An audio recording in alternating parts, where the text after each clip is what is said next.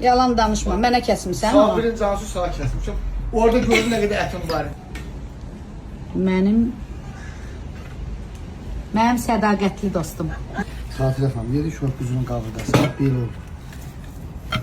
Ben ona göre ayrı yere gitmedim de. Yaxşı eləmişsən. Məni bax bu adam başka yere aparırdı, bu adam, bax bu Heç adam. səndən gözləməzdim.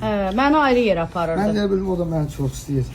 Sen yığdım dedim ki 5 dəqiqəyə çatıram. Bəli, bəli. Şok oldun sen de. Səbət qapının ağzında, qapının ağzında.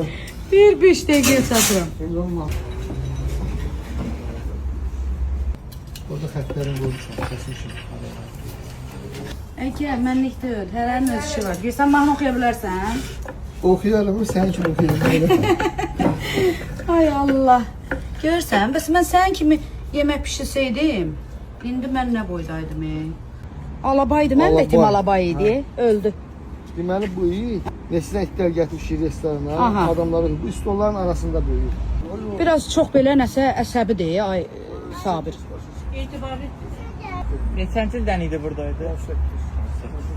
Görsən 2018-dən belə etibarlıdır eləmi? Sən 2018-ci ildən amma mənim tanıdığım dostlar, yoldaşların 90% yoxdur. Bu it qədər olmadılar.